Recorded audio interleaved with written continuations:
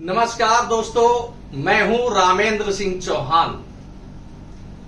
भारत एक बार फिर दुनिया को चुनौती देने की स्थिति में है। अभी तक भारत दुनिया पर निर्भर था हथियारों को लेकर। खास तौर से उसे अमेरिका और रूस से हथियार आयात करने होते थे, यानी भारत को रूस और अमेरिका से बड़े पैमाने पर हथियार और युद्धक विमान सहित युद्ध की सामग्री बड़े पैमाने पर उसे खरीदनी होती थी। लेकिन अब भारत दुनिया का सबसे बड़ा डिफेंस हब बनने की तैयारी में है। खास तौर से देखें तो अब इसमें उत्तर प्रदेश की भूमिका अहम होने जा रही है। उत्तर प्रदेश में डिफेंस कॉरिडोर की घोषणा की गई थी, उसमें अब एक नया और अध्याय जुड़ रहा है कि उसमें अमेरिका, ब्रिटेन, जर्मनी सहित कई देश अब अपने आयुध निर्माण की फैक्ट्रियां लगाने के लिए, अपने आयुध निर्माण की बड़े यूनिट लगाने के लिए उत्तर प्रदेश आने को तैयार है।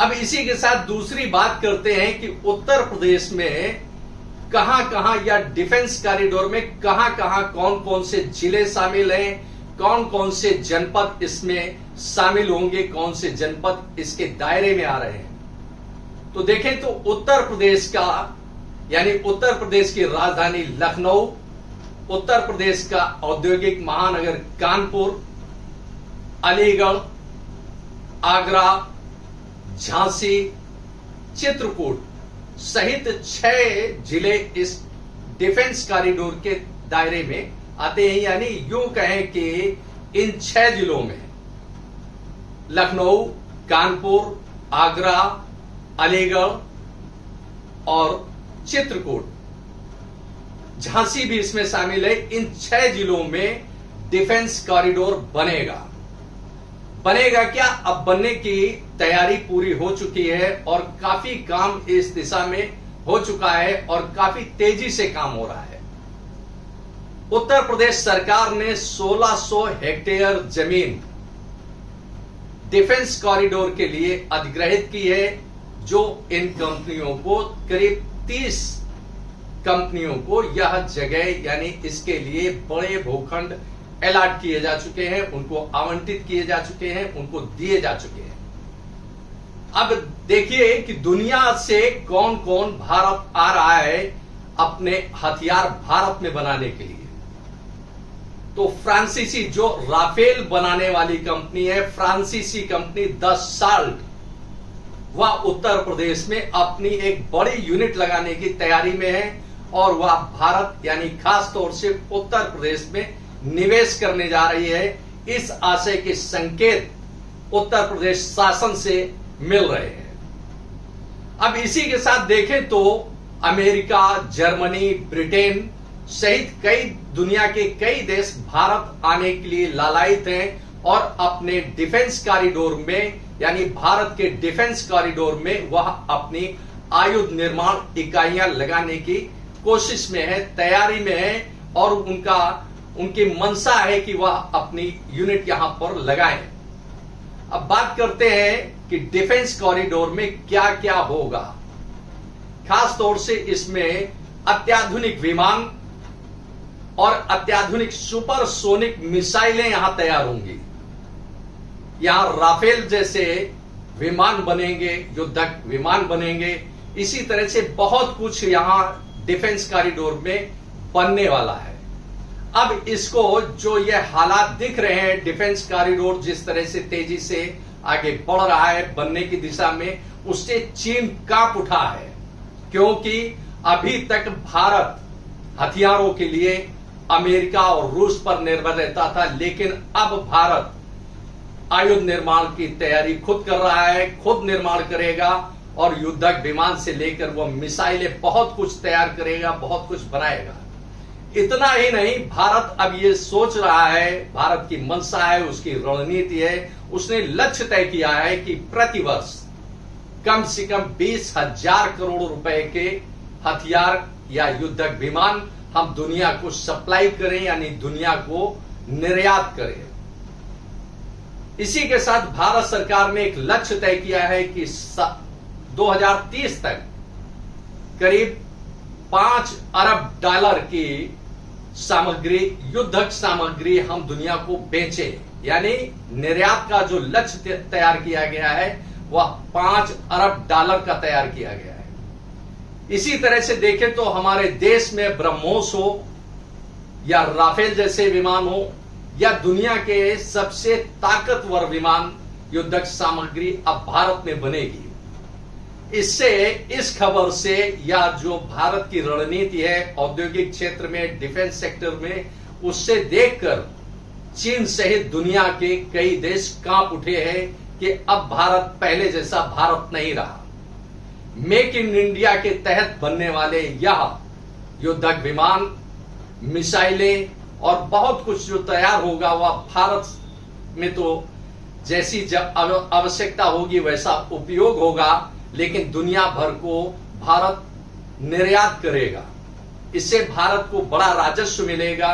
सीधा सीधा उसका लक्ष्य है 5 अरब डॉलर 2030 तक। इस तरह से पूरे परिदृश्य में देखें तो भारत अब दुनिया में एक शक्तिशाली देश के रूप में उभर रहा है, जो अपने हथियार भी बनाएगा, अपने वेपन्स बनाएगा और दुनिया को बताएगा कि हम किसी से कमजोर नहीं है।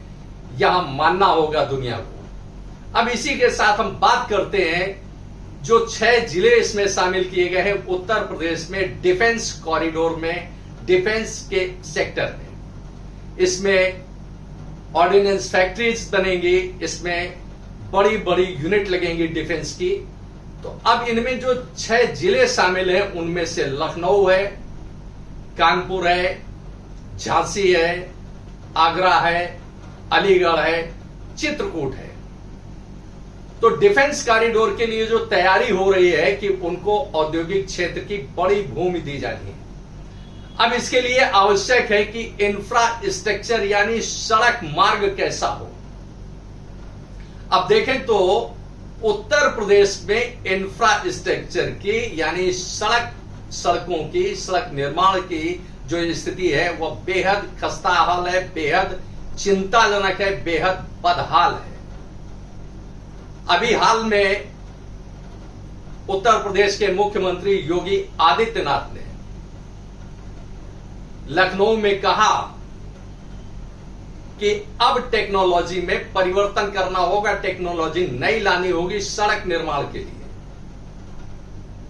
क्योंकि अभी जो सड़कें बन रही हैं वह बारिश में उनके परखचे उड़ जाते हैं, उनके चीथड़े उड़ जाते हैं, वह सड़कें चलने योग्य नहीं रहती हैं। अब यूं कहें कि उनमें बड़े गड्ढे हो जाते हैं। इसको दूसरे ढंग से यह कहा जा सकता है कि ऐसी सड़कें, सड़कों में गड्ढे होते हैं या गड्ढों में सड़कें होती हैं, यह कहना बड़ा मुश्किल होता है, क्योंकि उत्तर प्रदेश में सड़कों का हाल सबसे खराब है, खस्ताहाल है, बदहाल है। ऐसी स्थिति में डिफेंस कॉरिडोर को हमारा इंफ्रास्ट्रक्चर कितना सपोर्ट कर पाएगा, कितना सहयोग दे पाएगा, यह एक अहम सवाल है और अहम बड़ी बात है।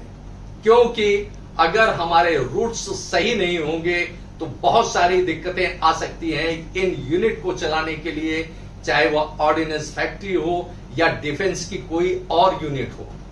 इस तरह से पूरे परिदृश्य में देखें तो डिफेंस कॉरिडोर के साथ साथ हमें इंफ्रास्ट्रक्चर भी मजबूत करना होगा, जिससे हम डिफेंस सेक्टर को एक नई ऊंचाई दे सके।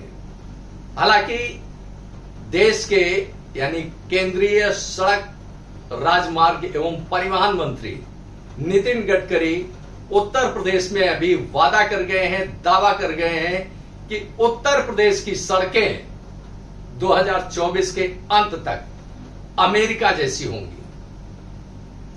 अब यह ख्वाब दिखाना तो एक अलग बात है कि नितिन गडकरी ख्वाब दिखा गए हैं, हालांकि वह एक दूसरे किस्म के मंत्री हैं जो अगर मंत्रिमंडल में देखा जाए तो वह विशेष तौर पर दिखते हैं, क्योंकि वह उनकी कथनी और करनी में बहुत फर्क नहीं रहता है। वह कहते हैं तो करते भी हैं। लेकिन अब दूसरी तरफ देखें कि अमेरिका जैसी सड़कें वह कैसे ला पाएंगे, यह एक बड़ा सवाल है। क्योंकि अगर 2024 देख लें तो इस समय अक्टूबर 2022 चल रहा है। इसके बाद 23 का पूरा वर्ष और 24 का पूरा वर्ष, यानी दूसरे ढंग से देखें तो 24 माह 2 वर्षों के हो गए और 2 माह इधर बाकी है। तो कुल मिलाकर के 26 माह में वह कैसे अमेरिका जैसी सड़कें बना पाएंगे, यह बड़ा मुश्किल लगता है। क्योंकि वादा करना एक बड़ी बात होती है, वादा तो किया जा सकता है, लेकिन उसे मूर्त स्वरूप में लाना और उसको हकीकत में बदलना एक बड़ा काम होता है, बड़ा संकल्प होता है। इसको मूर्त स्वरूप देने में बहुत बड़ी जरूरत होती है मैन पावर की, और मैन पावर भी ईमानदार और टेक्नोलॉजिस्ट हो, तब जाकर इसका सपना साकार हो सकता है। तो डिफेंस कॉरिडोर बनना भारत के लिए एक बड़ी बात है, तो वहीं इंफ्रास्ट्रक्चर डेवलप करके अच्छा तैयार करके देना उत्तर प्रदेश के लिए बड़ी बात होगी। क्योंकि उत्तर प्रदेश की जो सड़कें हैं, जो हालात हैं, वह बद से बदतर हैं। चाहे वह कानपुर हो, लखनऊ हो, आगरा हो, झांसी हो, चित्रकूट हो या अलीगढ़ हो, सड़कें सभी जगह बद से बदतर हैं, हालात बड़े खराब हैं। हालांकि उत्तर प्रदेश के मुख्यमंत्री योगी आदित्यनाथ ने अभी कहा है, निर्देश भी दिए हैं विभागों को कि 15 नवंबर तक सड़कों के गड्ढे पूरी तरह से भर दिए जाएं। आदेश हमेशा की तरह इस वर्ष भी आया है। बारिश समाप्त हो चुकी है। बारिश के बाद शासन से एक इस तरह का पत्र विभागों को आता ही है, यह एक परंपरा है। अब सड़कें कितने गड्ढा मुक्त हो पाती हैं, या तो 15 नवंबर के बाद पता चलेगा। क्योंकि जो राहगीर या जो यातायात चलता है वह इससे रूबरू होगा। लेकिन कहीं ना कहीं डिफेंस कॉरिडोर को भी इन बदहाली का सामना करना पड़ेगा। तो डिफेंस कॉरिडोर बनना एक बड़ी बात है, लेकिन इंफ्रास्ट्रक्चर मजबूत होना उससे भी बड़ी बात है। क्योंकि यह दोनों ही एक दूसरे का चोली दामन का साथ रखते हैं। अगर हमारे डिफेंस कॉरिडोर के जो वाहन होंगे या जो उनका ट्रैफिक आने जाने वाला होगा, अगर उसको सुगम मार्ग नहीं मिलेगा तो कॉरिडोर यानी डिफेंस कॉरिडोर कितना सक्सेस होगा, यह कहना अभी बड़ा मुश्किल होगा। क्योंकि दुनिया के सामने हम एक बड़ी ताकत के रूप में तो उभर रहे हैं डिफेंस कॉरिडोर के रूप में, कि भारत अपना डिफेंस कॉरिडोर बना रहा है। वह ब्रह्मोस बनाने की भी तैयारी में है, राफेल बनाने की भी तैयारी में है, और इसी के साथ वह दुनिया की अत्याधुनिक सुपरसोनिक मिसाइलें बनाने की भी तैयारी में है। इस तरह से पूरे परिदृश्य में देखें तो चुनौतियां कम नहीं है, चाहे वह डिफेंस कॉरिडोर के लिए हो, या उत्तर प्रदेश सरकार के लिए हो, या भारत सरकार के लिए हो। क्योंकि कहीं ना कहीं इंफ्रास्ट्रक्चर डिफेंस कॉरिडोर को एक चुनौती देगा। चुनौती इसलिए देगा कि डिफेंस कॉरिडोर तो बन जाएगा, वहां हथियार बनने लगेंगे, वेपन्स बनने लगेंगे, लेकिन हमारा इंफ्रास्ट्रक्चर उतना मजबूत नहीं होगा। तो कैसे यातायात को सुगम कर पाएंगे, यह एक बड़ा सवाल है। इस तरह से पूरे परिदृश्य में देखें तो डिफेंस कॉरिडोर भारत के लिए, खास तौर से उत्तर प्रदेश के लिए, जो यह 6 जिले चुने गए हैं जहां डिफेंस कॉरिडोर का काम हो रहा है, उसको बेहद गुणवत्तापूर्वक बनाना होगा, गुणवत्ता परक बनना होगा। तभी भारत दुनिया से लोहा ले सकता है, टक्कर ले सकता है, उसका मुकाबला कर सकता है, और $5 अरब निर्यात का जो लक्ष्य भारत ने तय किया है उसे हासिल कर सकता है। आपने इस वीडियो को देखा, आपको यह वीडियो कैसा लगा कमेंट बॉक्स में हमें अवश्य बताएं। वीडियो को शेयर करें। यदि आप हमारे चैनल पर नए हैं तो हमारे चैनल को सब्सक्राइब करें, जिससे हमारे आने वाले वीडियो, आने वाले नोटिफिकेशन आपको मिल सके। दोस्तों, वीडियो को लाइक करना ना भूलें। आप लाइक करते हैं तो हमारा मोटिवेशन होता है, हमारा प्रोत्साहन होता है। आपने वीडियो को देखा, आपका बहुत बहुत धन्यवाद। Thank you. जय हिंद, जय भारत।